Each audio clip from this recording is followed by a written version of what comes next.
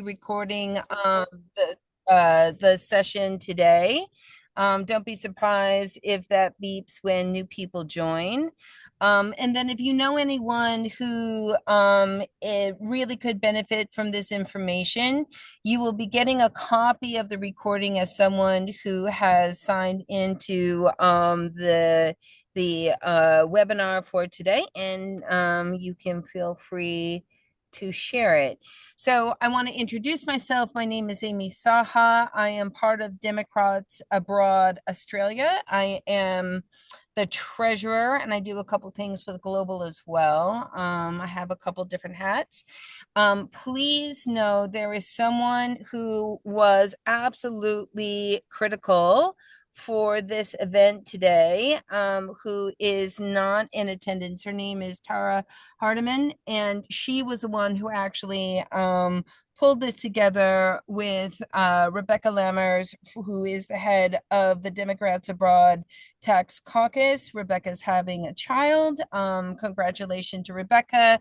Tara's off doing some fantastic traveling.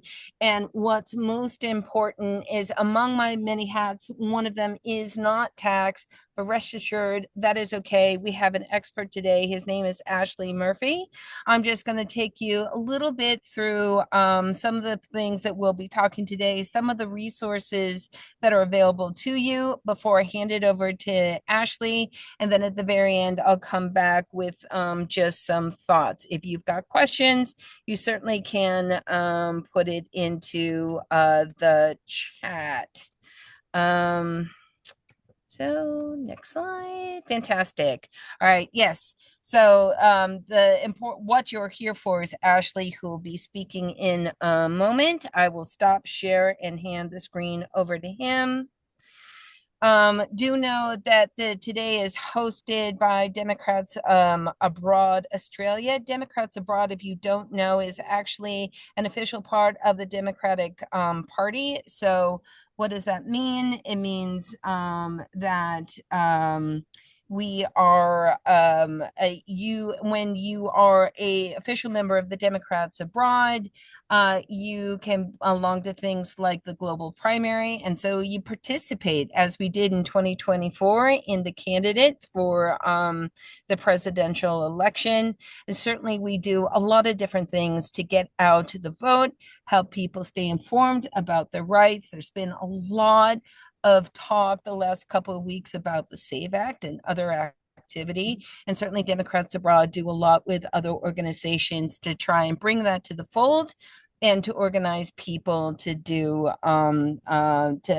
just to be aware of your voting rights, as well as things like today, which is making the difficulty of taxes from abroad a little bit simpler and cleaner to understand. So I need to be really very clear. I'm not personally a tax expert, but that's fine. There are members within Democrats Abroad. If you have questions beyond today, obviously there's Ashley, but there is the Democrats Abroad Tax Caucus who will be available to answer questions. There are also free resources that you can reach out to. So what I'm going to do, actually, I think, is I'm going to stop sharing. I'm just going to hand it over to our expert, and that is Ashley. All right. Well, thank you so much for that introduction, Amy. I'm just going to share my screen and maybe you could confirm that you can, in fact, see what I have here. Yep, I All can. right. That's good. You know what? The one time I've been running these webinars for about 10 years, and the one time I got comfortable thinking, you know what? Zoom is trustworthy. I don't need to worry about screen sharing. About a minute in, someone says, I don't think you're sharing your slides, and we can't see it. So anyway, glad to be here today. This is very exciting. I'm Ashley Murphy, the founder and principal of Areté Wealth Strategists in Australia. We work with Australians in America and Americans in Australia. I'm a financial advisor. I am not a tax professional per se. So the topic, there's just a little bit of a difference, it seemed, from what I was told to speak about versus the broader topic of taxes. So this will address most of what was mentioned there, but the focus is more on superannuation than taxes in general, if that's okay. Maybe we can come back and do a round two where we could talk about taxes in a broader way.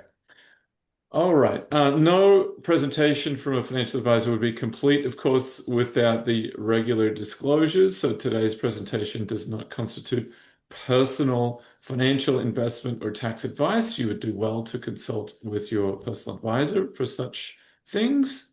A little bit about me. Who am I? How did I come to be doing what I'm doing?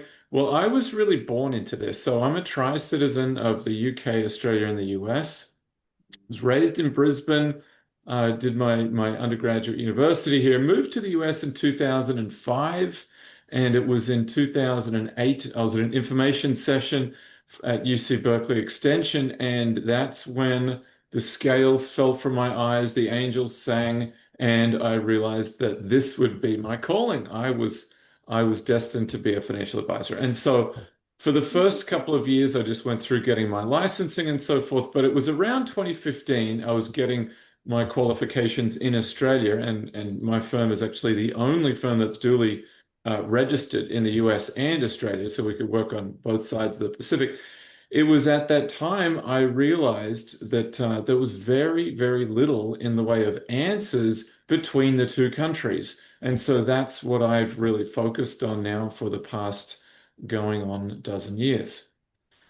And why do I do what I do? This is my simple mission statement. That is to empower people to make the most of their holistic resources and experience greater global freedom through streamlined mobility. Okay, with all of that said, let's get to today's presentation. So the first slide I'm going to look at will be the conflict of superannuation. How does the US view superannuation? How does Australia view it? We'll look at the treaty gap there. There's an article in the template treaty that the US provides called the saving clause. We'll talk about that. It really should be called the not saving clause because that's ultimately what it ends up doing is not saving you any money. It ends up causing a lot of headache and grief and taxes. Next, tax classifications and thresholds. I'll go through and talk about the major difference in how the US taxes a superannuation account. They're either going to treat it as what's called an employee benefit trust or a foreign grantor trust. There's a big difference in how that treatment plays out over time. Next, move on to investment and contribution challenges, talking about an oldie goldie topic of mine, the PFIC, Passive Foreign Investment Company, something you do not want to invest in. Excuse me. So we'll talk about contribution types and US taxes, double taxation dilemmas. There's plenty of those actually, two of them relevant for self-managed superannuation funds, if anyone has one of those. Next, moving on to access and specific fund types. So broadly speaking, the retirement phase of superannuation, when you can take your money out and how that's typically taxed versus how it's taxed if you're a dual citizen. Or I should say, and I may mention this a couple times, this also affects permanent residents. Now, being the Democrats a broad organization, one isn't, and Amy, feel free to correct me on this, but I'm just following the logic here. One doesn't register to vote unless they're a citizen, and therefore, presumably, no one here today is not a citizen. So, therefore, we don't need to talk too much about it, but it is worth mentioning in case you have a spouse or a friend or you know someone, if they're a permanent resident, i.e., a green card holder, then note that due to that savings clause, they're also affected by what we're talking about here today, unless they've submitted this Form I-407, which is the official form the IRS requires to relinquish your permanent residency. And if they've done that, then they're out of the tax net. But that's complicated because the US actually has an exit tax, and that's the topic of another webinar to talk about this exit tax. Okay, so moving on here, we'll look at the special cases of assets held within super and why we tend to advise against We tend to advise against self-managed super funds at the best of times, but if folks do have them, then we would really encourage them against holding direct US funds or real estate, as I'll get into in greater detail in a minute. Compliance and strategic planning. So run you through the compliance landscape. What tax reporting is standard, is regular for US tax residents abroad. Some hidden dangers, and then lastly, that strategic summary. Looks like we already have chat in here. That is correct. Okay, that's okay. There it is. So indeed, we have citizens here, or dual citizens possibly. Okay, so the divergence, the sovereign divergence, and this is the thing, as I mentioned in my introduction, this is an area I've been looking at for 12 years. I just moved back from the US last year with my family, so I'm now living in Brisbane, Australia. I spend 3 months a year back in the US, and living here in Australia now has really caused me to focus a great deal on superannuation and to see if there's any possible workarounds that may be employed. And thus far, the answer is no. Unfortunately, what I'm about to say is there's really no other ways of getting around it. So how does the US view superannuation? First and foremostly, it does not view it as a qualified retirement program like a 401k, a 403b, etc., etc.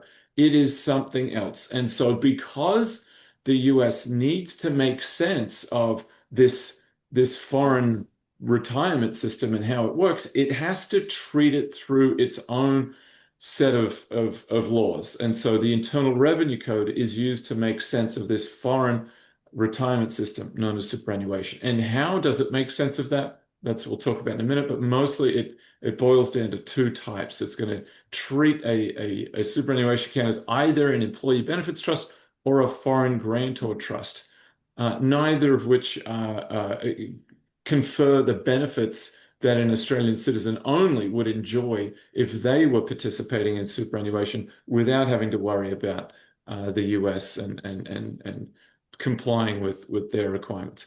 Okay, so potentially punitive taxes. That's really the point that's there. It's you could almost put a strike through of the potentially. It is punitive. There's no real way around that until they fix the tax treaty. So the treaty gap, the saving clause is what I alluded to earlier. The US, the way I like to put it, US largest economy in the world. They won World War II, and when the US presents a tax treaty to another country, it is not a negotiation of equals. It is the US presenting their template treaty, saying, here it is, guys, you're going to sign this treaty. Maybe we'll negotiate about a few things, but really, if you have a tax treaty with the US, it's the US template version. And so there's always this clause. It doesn't matter what country you're talking about. The US has around 70 income tax treaties. It has 30 totalization agreements, and it has an even smaller number of estate treaties. So dealing with estate taxes, Australia, thankfully, being a loyal ally to the US for the past 120 years, has all three. So that does work out broadly in our favor, but there are many, many gaps, and I think most of them happen in the income tax treaty, which is what we're here talking about today. Okay, and what is the operation of the savings clause? Very briefly, what it does is it says that if there was a benefit to be conferred with the tax treaty where the individual is living, i.e. Americans in Australia, you may not participate in that. You are saved from benefiting from the tax treaty as an American abroad. So the US is actually the only country in the world, bar Eritrea, the only country in the world that has a citizenship-based taxation system. So that means if you moved to Antarctica or Zimbabwe or anywhere in between, you're still a US tax resident and must comply, not necessarily be double taxed because there's mechanisms to deal with that, but you must still comply with US tax rules, and which at a minimum would mean submitting a return and the information reporting forms that I'll get to in a little bit. So it is not that wipe of the brow you would normally associate when someone hears the word saving. Saving is typically associated with a good thing. This is not such a good thing. Okay, Australian superannuation in reality. So Mercer, which is a global consulting firm, and the University of Melbourne, they do an annual study of global quote unquote pension schemes, retirement schemes. And by the way, for anyone that's not familiar, I use the word scheme in the Australian definition. Scheme means program or system. There's nothing illegitimate about a scheme from the Australian definition of that word. So Australian superannuation is rated very highly. It's considered to be one of the top three retirement systems in the world. It's comprised of mandatory contributions from your employer, which presently is at 12%, so up to $250,000. So if you make $250,000, your employer is going to contribute $30,000 into your superannuation account. The way it's taxed is as follows. So there's a 15% contribution tax, which unfortunately you're not viewed as being the taxpayer of that contribution tax. The taxpayer is viewed as being the fund itself. That's important, and we're going to come back to that. The reason it's important is because you can't get a foreign tax credit for a tax you weren't viewed to have paid. If someone else paid a tax, well, they can get the credit, but you can't. And because the fund pays the contribution tax, even though it's your money, the fund would be the one that would benefit from it. Unfortunately, you don't. Okay. The way the tax within superannuation works is as follows. You've got 15% short-term taxation, so meaning less than 12 months, or if it's income or dividends, it's getting taxed at 15%, and 10% for the capital gains rate for long-term capital gains. That's significantly reduced from what you would see outside of the superannuation system, where the marginal rate tops out at 45% plus a 2% Medicare levy at 190,000 Australian dollars. Do keep in mind, in Australia, there's also no such thing as a tax filing status as there is in the same sense in the US, where you've got married filing joint, married filing separate, head of household, et cetera, et cetera. In Australia, everyone you're a single filer or you're a non-resident. That's it. That's the only two tax filing statuses. So it doesn't really equate to how things work in the US. Okay, so consequence, as mentioned down the bottom here, contributions, growth, and distributions face potential double taxation and complex reporting. That is an accurate statement. Here's what I was alluding to but a moment ago. So the better treatment, I should say better in the accumulation phase, because it comes back to bite you. Neither of these scenarios are especially favorable, but I think if I had to choose one, the employee's trust is the better way to go. But there's a sting in the tail, as I'm about to mention when I get down to the distribution section. So there is a complex chart that we have. I think it's beyond the scope of today's presentation, but there's a complex chart that defines what's meant by control. If an investor, an account holder, has too much control of their account, then the treatment flips from being an employee trust to a foreign grantor trust. One of the very easily identifiable forms of control is the amount of the contribution that went into the account. So if more than 50% of the account contribution was from personal contributions, then you're looking at this foreign grantor trust treatment. If it's a self-managed superannuation fund, you're looking at foreign grantor trust treatment. If you are too active in the investment selection of your super fund, even though the employer has made the majority or all of the contributions, that can also trip it to being foreign grantor trust. So the rule of thumb that I would follow that would keep most people safe would be to say contribute less than 50% and opt for these default type options that exist within the super fund. And if you do that, you're probably going to be okay if you're seeking this employee trust treatment. So let's talk more about it. Why do I prefer the employee trust treatment in the accumulation phase? The main reason is because it is not taxable on the US side through the accumulation years. So the money may go into that and it's US taxable money. I'll come back to that in a second. The money goes into that account, but as it grows and grows and grows and hits the magic, you win the game of superannuation if you hit $2 million.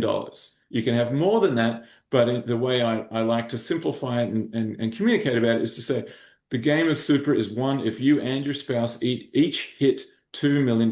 Why? Because you may move the money from the accumulation phase to the distribution phase where it is tax-free growth and tax-free withdrawals. That is a beautiful type of account to have when you've got $2 million you can take from with no taxes on growth or distributions. Before we get there, however, I wanted to come back. Employer contributions are taxable income. Now, that point had me slowed up for years. I thought, man, oh, it's employer contributions are taxable. That's terrible. Well, they are and they aren't. And here's what I mean is technically, yes, they are taxable, but because the marginal rates are so much higher in Australia, what ends up happening is that the 12% super guarantee contribution going into the super fund is often shielded by the higher amount of tax you've already paid. So you don't get a tax deduction on the US side, you do on the Australian side, but you also probably won't have a tax bill because of your super contributions. So it's taxable income, but it doesn't end up being taxed because the rates in Australia are so much higher than the US. Growth for an employee trust, as I mentioned, it's tax deferred until distribution. But here is, as I mentioned, the sting in the tail. Now, when you get to the distribution phase, which is over age 60 and retired, or over age 65 and you may still be working, so 60 and retired up to age 65, and then above age 65, you can still be working, do whatever you want, and you can get money out of your super fund.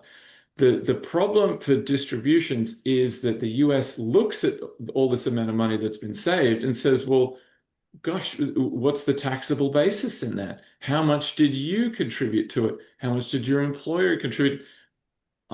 For me, that's a known unknown. That's, as I mentioned at the outset, I'm not a CPA. I'm not an international tax person. I don't file returns.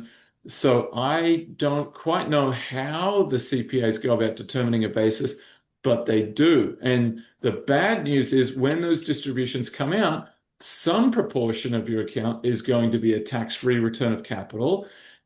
Another portion is going to be taxable income to you on the US side. So we really don't like that. We don't like the fact, if I were to say this in summary before moving on and talking about the foreign grantor trust in more detail, I really don't like the way that the US-Australia tax treaty works because for honest tax-paying residents who are trying to be compliant and do the right thing, there is no retirement plan available to them that confers the same benefits just to individual citizens of either country. So the US person is disadvantaged in participating in superannuation. And if you're living in Australia, you can't contribute. Well, you can, but it's just not going to benefit you very much. You can't really contribute to your 401k back in the US. So you're up the creek, and there's not a lot that can be done. Foreign grantor trust rules, which are governed by Internal Revenue Code section 671 to 679. The trigger there, as I mentioned, is displaying excessive control. There's the 50% rule. Did you contribute more than 50% to the account balance, or are you very active in the investment choice? As I've mentioned, self-managed super funds by default incur this treatment.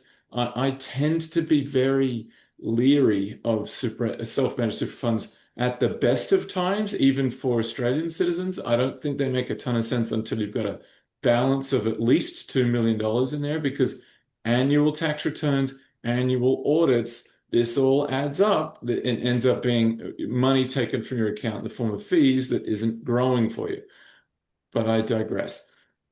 So The difference with the foreign grantor trust treatment is that every year you are taxed on a mark-to-market basis on the gains, which means you don't have to sell anything. The IRS is interested in what was the account balance on December 31st of last year? What is it this year? Great. If there's a gain, we're going to tax you on that gain, even though you don't have liquid access necessarily to the money in that account. You better go find that tax cash to pay that tax bill somewhere else.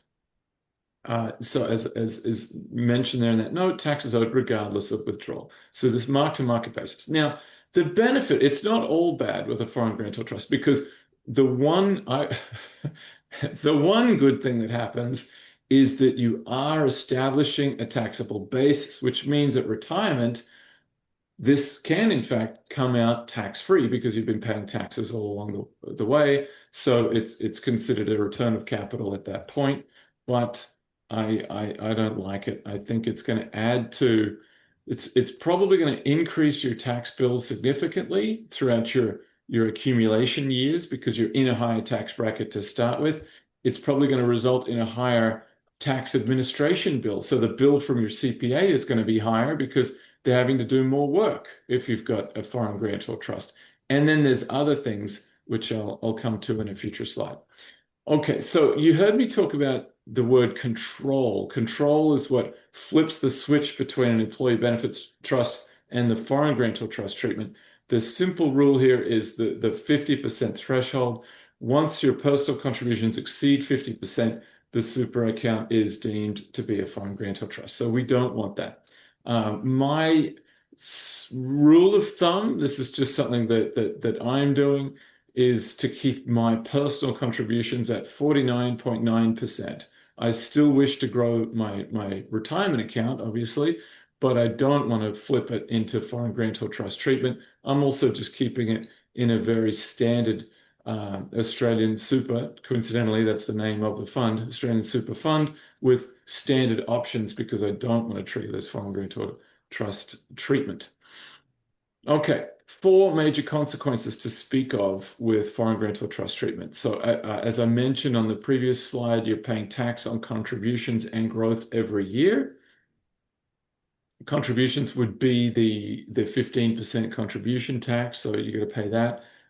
You don't get a foreign tax credit for that amount paid, and money's going in there with essentially after-tax dollars, but then you're getting taxed on the growth as it goes. Cash flow hit, you got to pay the tax from cash somewhere else. Also, that as is mentioned here in this bullet point, taxes owed during higher income accumulation years, putting you in a higher tax bracket. So you're paying this tax on this growth at higher average marginal rates. There is a basis adjustment. It raises the cost basis for distributions, but a high current cost. So that's not such a negative thing, the basis adjustment. But what is certainly negative is that fourth point there, the PFIC scrutiny, the passive foreign investment company. And there's a slide I've got coming up dealing just with PFICs. And the PFIC rule, very, very briefly, is essentially a protectionist rule for the US investment management world. So that if you invest in any foreign managed fund of any kind, meaning an ETF, an exchange traded fund, a mutual fund or managed fund, as they're called in Australia, a listed investment company, some sort of investment partnership, a venture capital investment, this is going to knock your socks off, but even if you hold your investment property in some sort of corporate entity type structure, then you might be looking at a PFIC. And I'll be talking about that in just a second. So the key takeaway here is to monitor the ratio of personal versus employer contributions carefully. Okay, the toxic asset, the PFIC, I was just mentioning that. So they have this catch-all definition for a PFIC, and this is a great way to put yourself to sleep is to read and learn more about PFICs. My advice is just avoid them altogether. More often than not, people sleepwalk into holding them. They discover it after the fact and seek to gain compliance, but it's too late. If you don't make certain elections from the first year of holding that fund, then once a PFIC, always a PFIC. Okay, so the definition they use is a non-US corporation with more than 75% of its income being passive in nature, that's dividends, interest, rents, royalties, things like that, or more than 50% of its assets produce passive income. So that's, as I mentioned, that's a pretty catch-all definition. Any foreign managed fund, ETF, etc., will meet that. So how do you get around PFIC treatment? There's only three ways to do it. One, you invest in individual stocks because if you own shares in, say, Australian companies, and just to name some random, not recommending them, if you own Telstra, Wesfarmers, Commonwealth Bank, etc., they don't meet this definition. These are operating companies. They're providing telecommunication services or hardware for homeowners or insurance banking services, etc.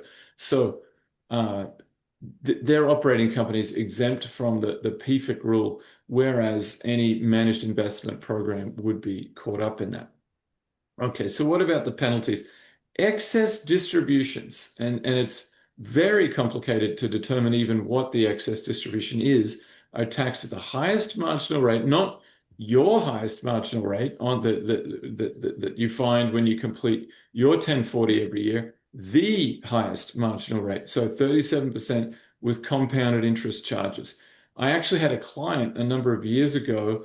The gentleman was from Finland originally, but was a US citizen. He'd spent 10 years from 2000 to 2010 in Australia.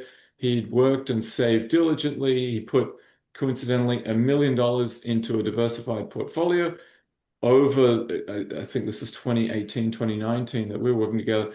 It doubled, so it was $2 million, but they were all in managed funds. So they're all PFICs. To get compliant with that cost him an additional $300,000 in taxes.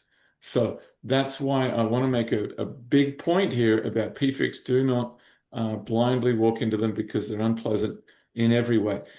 And including, even if we're talking about small amounts, the actual bill that you'll get from your CPA, or heavens forbid you try and do this yourself, the time it'll take you. The IRS's current estimate is 49 hours in total per filer. It's actually not per form. Later in the presentation, it erroneously says per form. It's not per form. It's 49 hours in total, and that's to learn the law, the record keeping, the preparation. So can you imagine?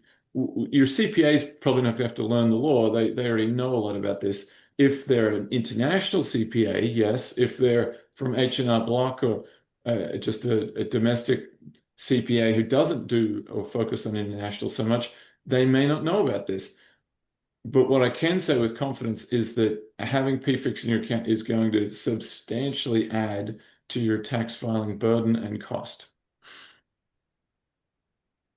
Super contribution types and US tax reality. So, what sort of contributions are available into a superannuation fund?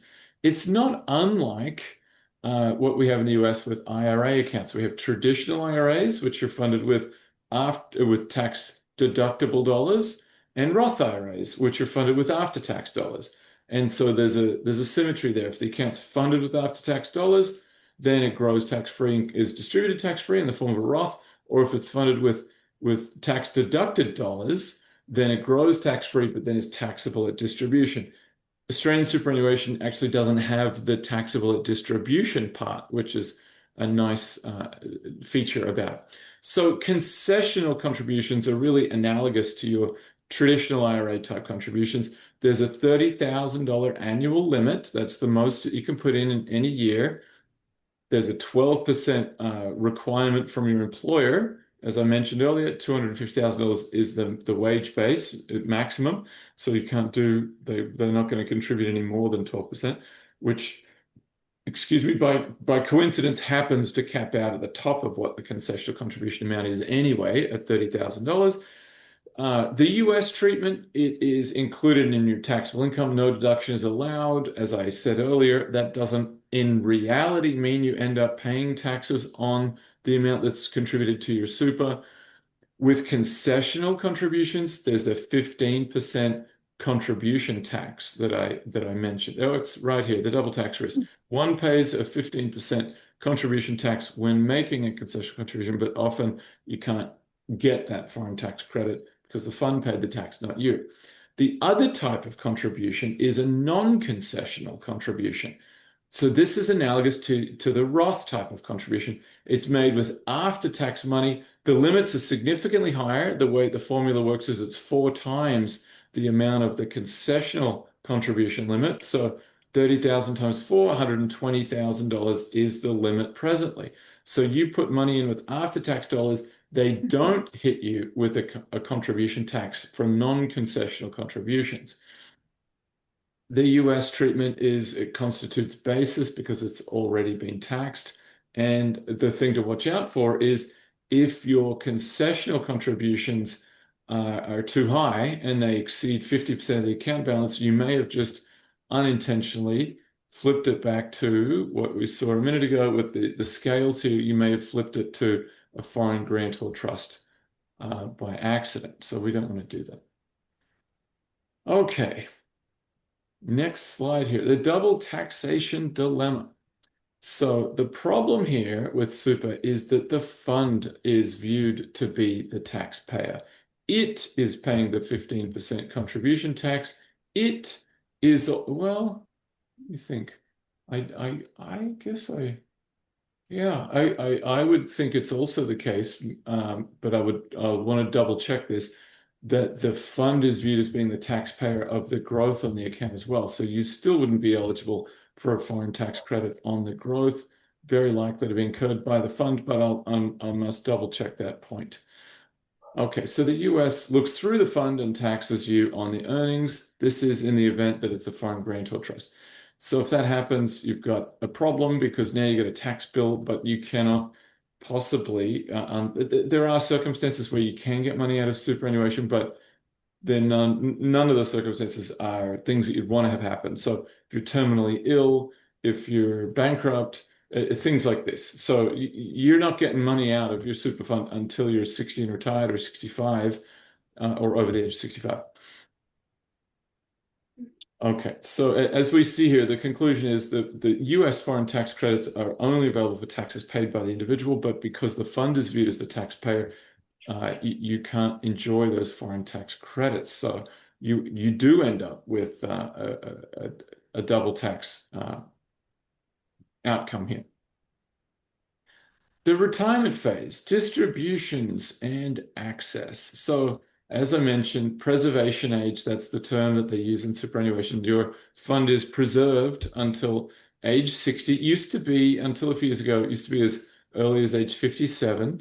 It's now gradually stepped up to age 60, which makes it simpler for me to remember those different ages because it varied by year of birth and there were different months of the year prior to it turning to age 60 in recent times. But 60 and retired, keep that in mind, 60 and retired or 65 and older without necessarily being retired. So the Australian view is you've met one of their conditions of release and you can roll your accumulation phase super account to the pension phase. In doing so, it's tax-free. Withdrawals are tax-free from both concessional and non-concessional contributions, and growth is tax-free. You'll remember what I said earlier. You win the game of super when you and your spouse can get to $2 million apiece.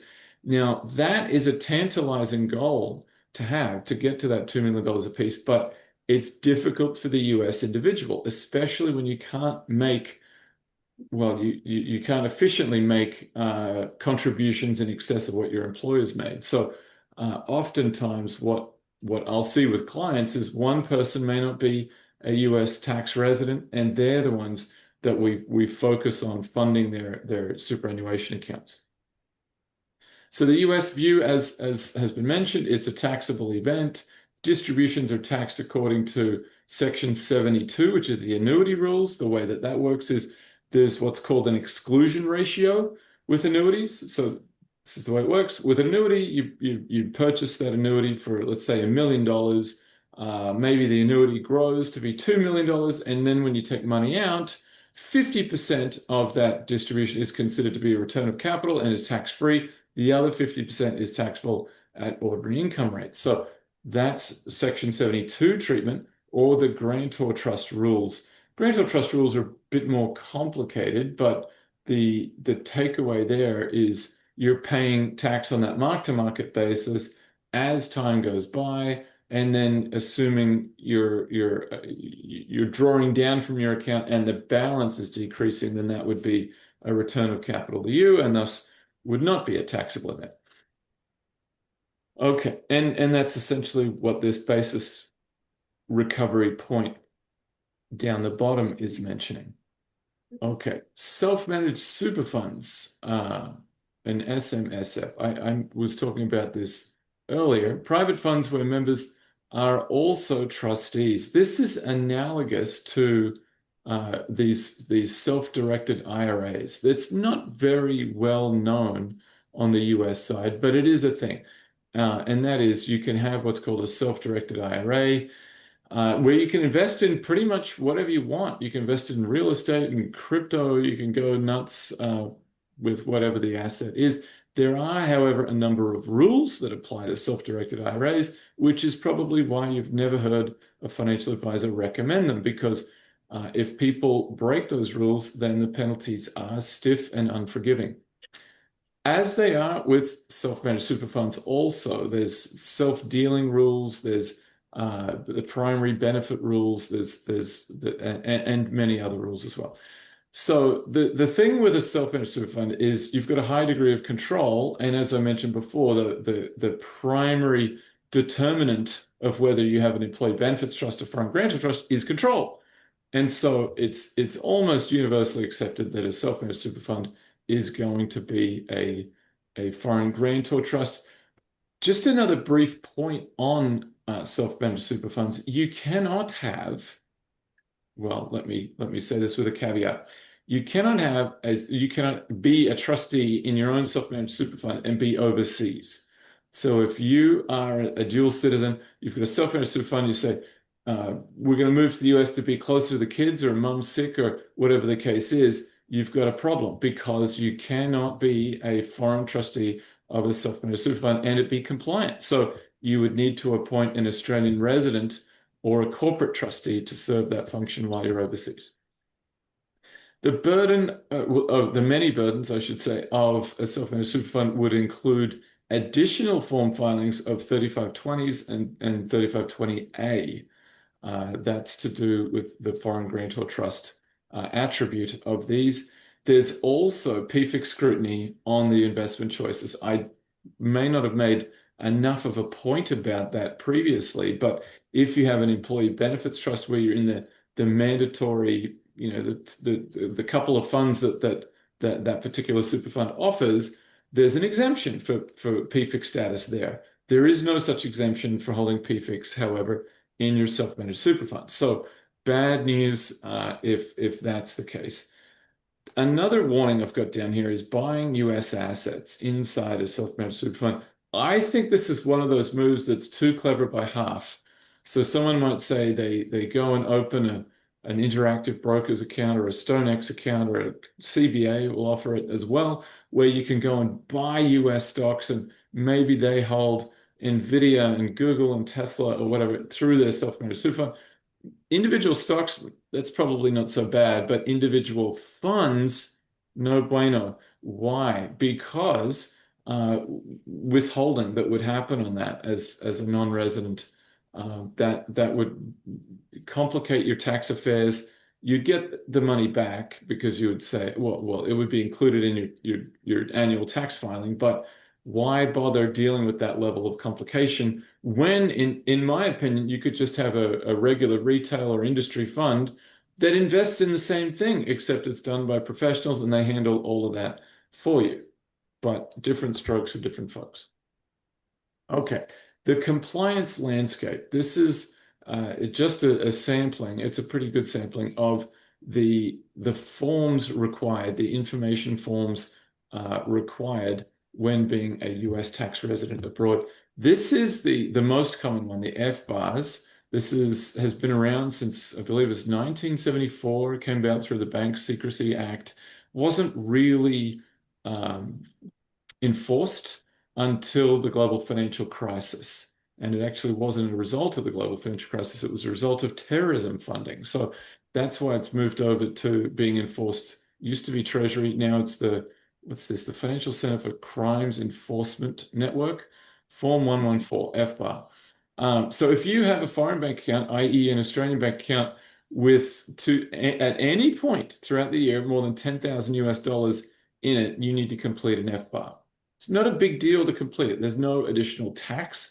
You merely need to tell the US, hey, at one point in the year, I had $50,000 in this Australian bank account.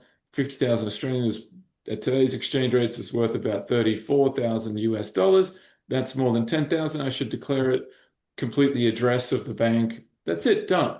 But if you fail to do that, the penalties are shocking. Starting at $10,000. Starting at $10,000 and working its way up from there. I believe the max penalty, and they're not shy about charging max penalties when there's willful non-disclosure, I believe is 50% of the asset value.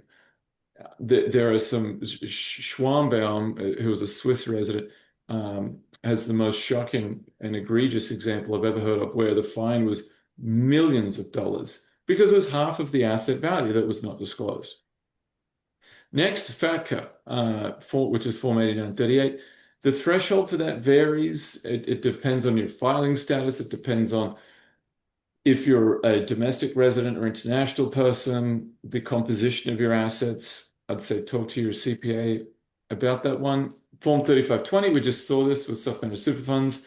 Again, if you fail to do that, greater of 10% or $10,000 or 35%. These penalties are shocking. It kind of reminds me a little bit, just for a comedic aside here, reminds me of how Australia came to be populated, right? It was originally a convict settlement. And the theory of law and punishment that the UK had at that time was, if we have these terrible punishments for stealing a loaf of bread, then people won't do it. Well, it turned out that that wasn't the case. Someone was really starving, then they were still willing to steal a loaf of bread, even if it meant being deported to Australia. And that's kind of the same. It's this 19th century justice that the US seems to have here, where they don't really do a great job telling you about these things. It's not when you complete your tax return, they go to great lengths to inquire about whether your circumstances might possibly include one of these things. They just say, if we have a penalty stiff enough, then it'll scare the life out of people, and that will get the word out there. I don't think that's been necessarily as successful as they might have hoped. The last one here, Form 8621, there's that dreaded PFIC with the 49 hours per filer. Thank you, Carmelin. I said 1974 is 1970, the Bank Secrecy Act. Okay, the hidden danger of rollovers and transfers that affects US tax residents. So, scenario one, you've got your US 401k and you want to transfer it to Australia. Well, you really would be ill-advised doing that before age 59 and a half. Why? Because the US is going to hit you with a 10% penalty tax. No one likes to pay a penalty. Unfortunately, as many of us, if not all of us, know, when you distribute a US qualified retirement account, they are ordinary income taxable. So you're going to be paying US rates and top up tax if there's a difference between the two taxes that are assessed. Let me just go into that example for a minute. Let's say you want to withdraw $100,000 from your 401k. You're a married filing joint, so that's your tax filing status. We would look at that tax bracket. That's just at the bottom of the 22% bracket, moved from 12% up to 22 at $98,000 this year. So you're in the 22% bracket. So that's the highest rate you'll pay on that, but you'll pay the appropriate marginal rates leading up to that 22%, which is 12%. The Australian side, however, they look at that and they say, well, hold on a minute. We need to figure out what this foreign account is that you have. And it's not the topic of today's presentation, so I have not gone into this, but Australia has to make sense of what a 401k is because there's no such thing as a 401k written anywhere in the ITAA 98 or any of the other tax regulatory, the tax laws of Australia. Nowhere does it talk about a 401k. What do they make of it? They call it a foreign trust. The foreign trust consists of corpus, which is what you've contributed, what your employer has contributed, and the growth in that foreign trust is taxable at ordinary income rates. That's not very nice, ordinary income Australian rates. So in the distribution of your 401k, you're paying US taxes on it, and then you may have Australian top-up taxes to pay as well. Melanie writes, is the distribution solely on a traditional IRA, not on a Roth? Bad news, unfortunate, and that's well timed, that question, Melanie.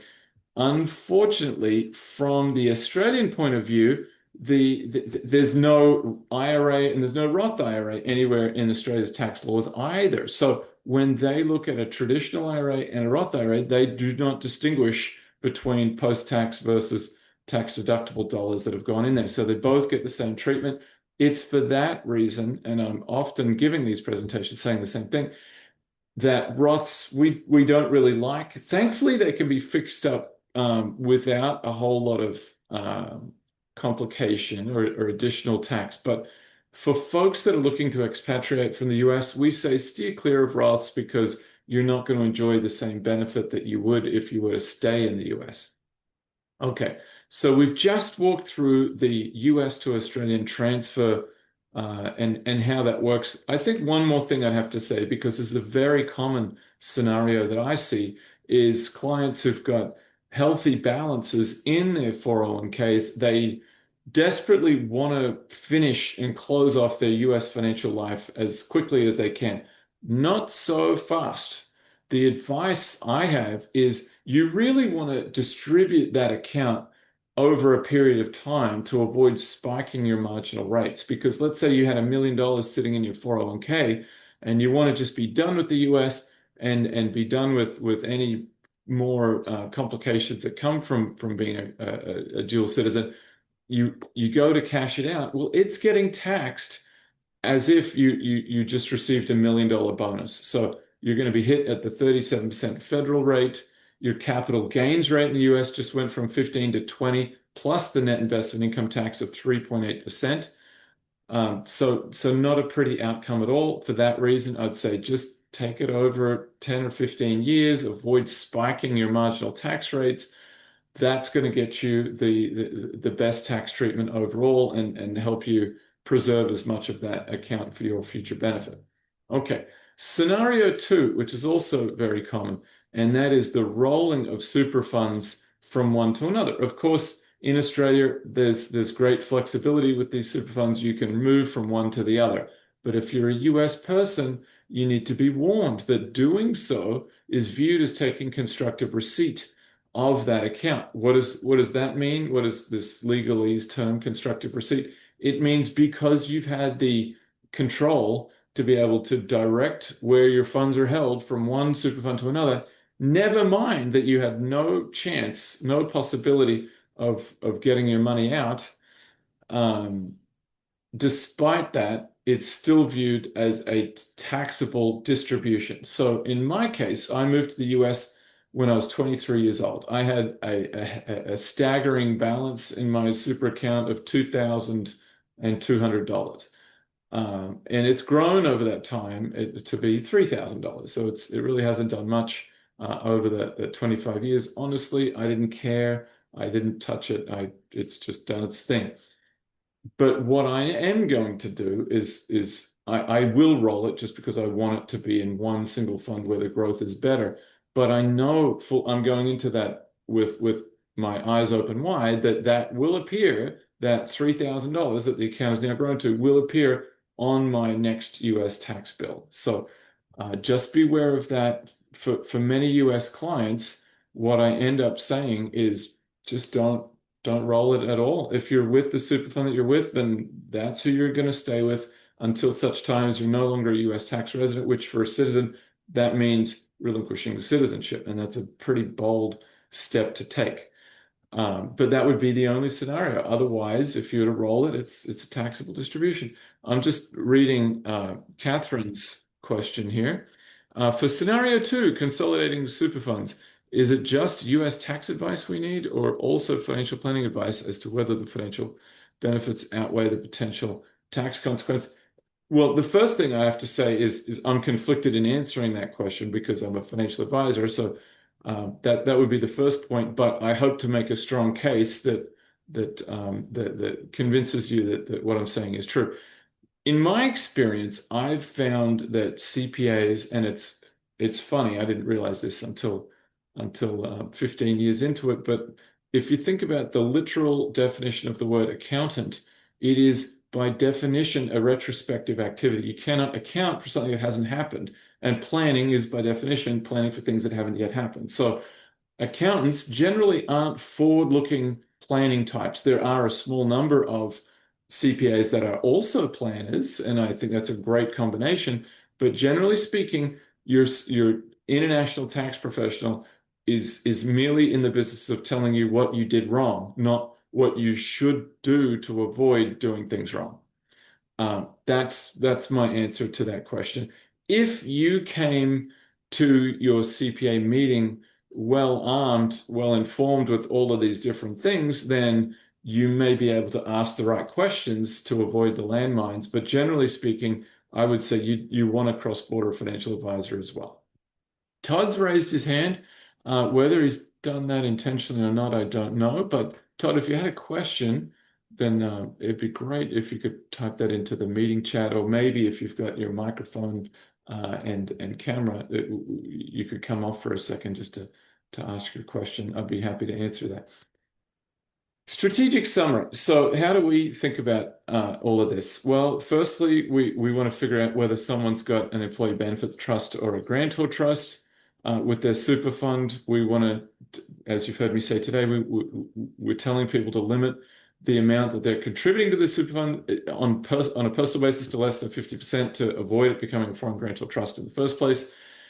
You want to file your tax reporting forms, your FBARs, your FATCA forms, your 3520s, if indeed you do have a foreign grantor trust. You want to avoid PFICs. The QEF, I haven't mentioned this. I've got a white paper on my website that you're able to download that talks about PFICs in detail. Qualifying electing funds. Now there's three ways that PFICs are dealt with by the tax system. That's either as a QEF, of which there are none in Australia, so I don't even mention that. But for Canada and the UK, there are a number of funds that actually will conform to the US reporting standards. And so you could have a British or a Canadian managed fund that would otherwise, it is otherwise a PFIC, but because they report to US standards, you don't have the punitive treatment.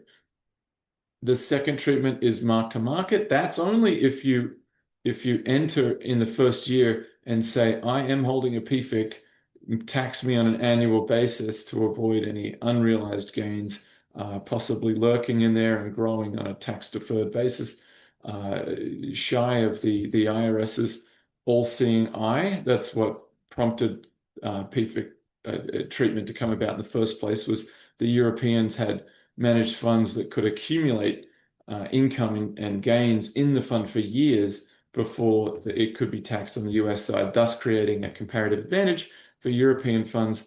And so Ronald Reagan cracked down on that with the Tax Reform Act of '86. Lastly, consider exit tax implications if you do get to the point where you're thinking of renouncing your citizenship, or permanent residents thinking of giving up their green card if they've had that for more than 7 years.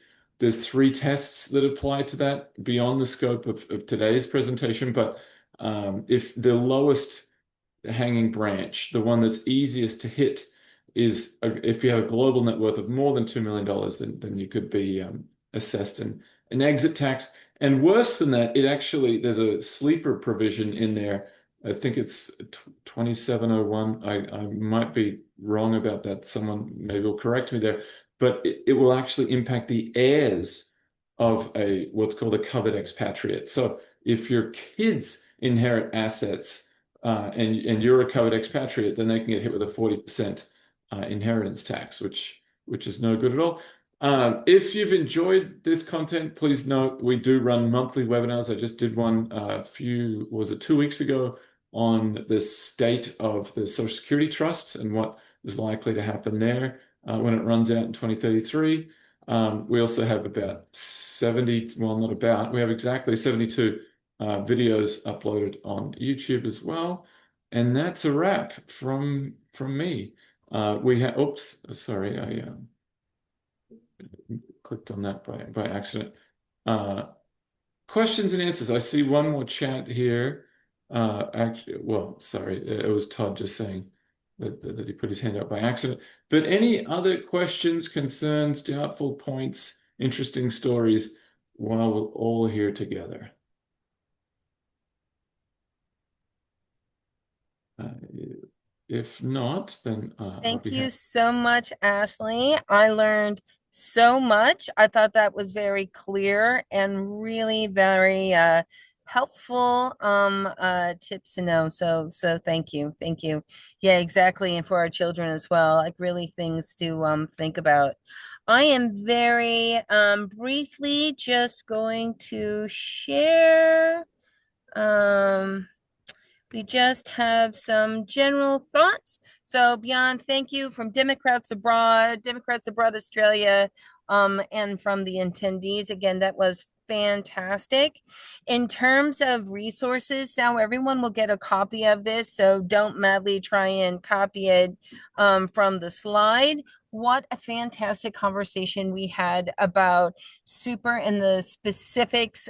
If you are a US citizen in Australia, there are just other broader tax questions. Maybe again, we can have a separate session with Ashley, but just for any American abroad, know that we have a couple different resources for you that Rebecca really wanted to call out. So when you get this deck, if you're interested, you can take a leak at this affordable US tax preparation software.